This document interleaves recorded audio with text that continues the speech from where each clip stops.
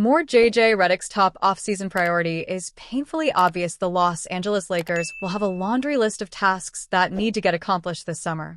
The focus has largely been on what Rob Pelinka must do during the offseason. What about JJ Redick? The Lakers coach enjoyed a pretty successful regular season in 2024-25. Redick navigated the blockbuster trade of the century when the Lakers acquired Luka Doncic and managed to guide the team to a 50-win campaign plus the third seed in the process. However, dreams of a title quickly vanished in the 2025 NBA playoffs with an embarrassing and premature playoff exit to the Minnesota Timberwolves. The seeds of doubt started to creep in about the Lakers' new bench boss. It still feels fair to evaluate Redick's rookie season as a successful one. Despite that, it is also equally valid to believe there is a lot of work to be done heading into next season. Redick's top offseason priority will be figuring out how to get the most out of his superstar duo.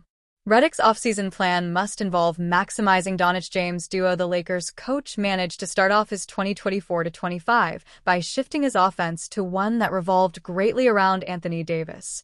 Then, Redick was forced to figure things out regarding how to fit around Doncic instead. In the process of doing so, there was one element that was missed: solving how to properly execute a successful and consistent two-man game with Doncic and LeBron James. Jovan Buha highlighted this point on a recent episode of Buha's Block.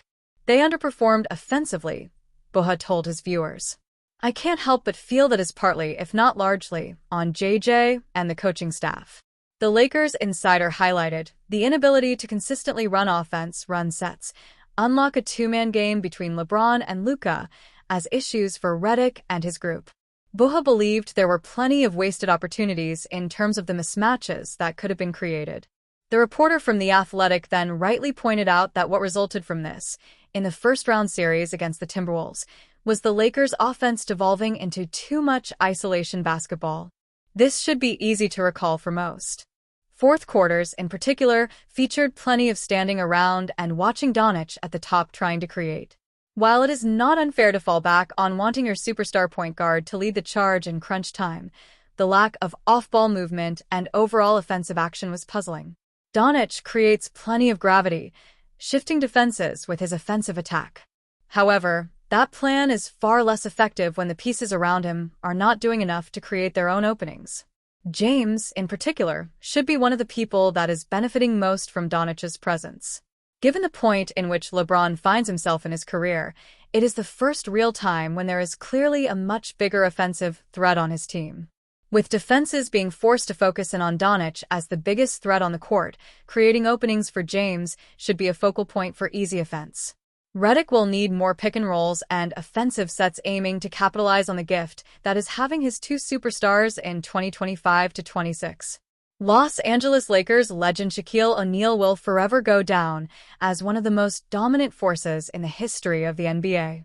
There is just no one who could match Shaq's combination of size and brute force, while also being very nimble and quick for a man of his stature. There have been conversations over the past few months about NBA players who could have played in the NFL, and O'Neal would definitely be on that list. But in an appearance on the New Heights podcast with Jason and Travis Kelce, the Lakers legend revealed that he actually grew up playing football. Shaq would explain what ultimately caused him to turn his focus towards basketball, but feels he would have made a great tight end if he stuck with his first sport. A lot of people don't know this, that when I was coming up, football was my sport. I was football all the way, and I was really good. I used to tell people Ed, Too Tall Jones was my father. I played nose guard on defense and I played tight end on offense, and I used to bring the pain. All the kids in school, they used to talk trash, and this was in the days when you could rough people up and try to hurt them, and I was that guy. And then one day my junior year I scored and a little freaking dude hit me on the side of my knee, and I was out for about 8 weeks. So football was my thing, and then my father came in the house one day and smacked me in the back of the head with a paper and was like, "You need to stop playing football and focus on basketball."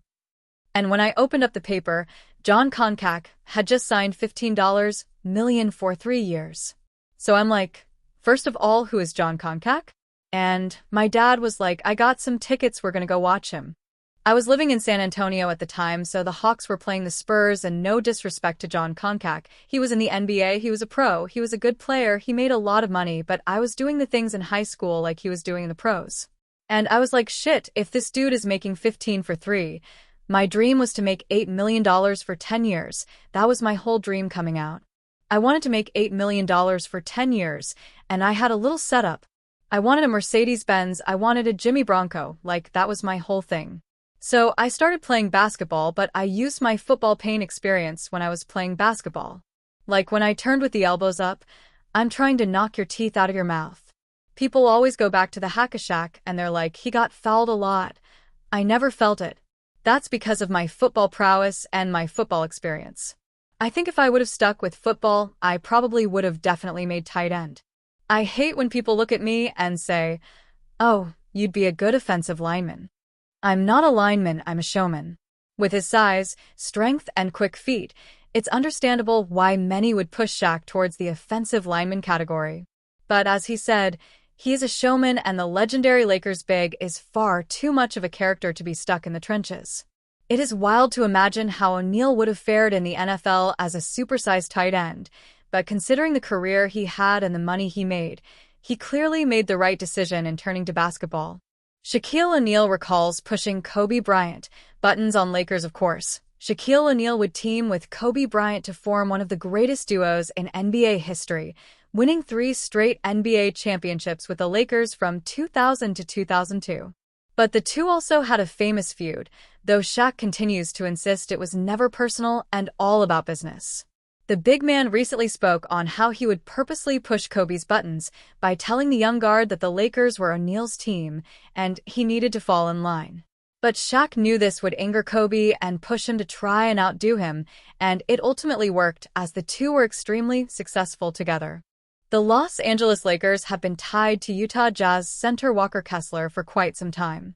They most recently tried to acquire him during the 2025 NBA trade deadline. Per a March report from NBA insider Mark Stein, the Lakers and New York Knicks tried to discuss a trade with the Jazz, but Utah wasn't interested. League sources say that the Knicks were right there with the Lakers in their determination before the trade deadline to try to convince Utah to engage in meaningful Walker-Kessler trade talks, Stein wrote. No dice, though. The Jazz made it clear they wanted no part of entertaining Kessler pitches in season. Kessler remained with the Jazz for the rest of the season. However, this offseason, Utah might make some changes after hiring Austin Ainge as president of basketball operations. The Deseret News' Sarah Todd reported that Kessler is among the players the Jazz would put on the trade market this offseason. Numerous league sources have indicated that they believe the Jazz are going to be active over the next several weeks, Todd wrote. League sources have said that they expect for conversations to include Walker Kessler, who is extension eligible, and Lauri Markkanen. Kessler could be the type of rim protector and vertical threat LA needs alongside LeBron James and Luka Doncic. He is also paid on a rookie contract, which is valuable given his production. The Jazz also own the Lakers' 2027 first-round pick, top 4 protected, so they might be hesitant to help LA in a deal. Then again, they were the third team that helped facilitate the Doncic trade.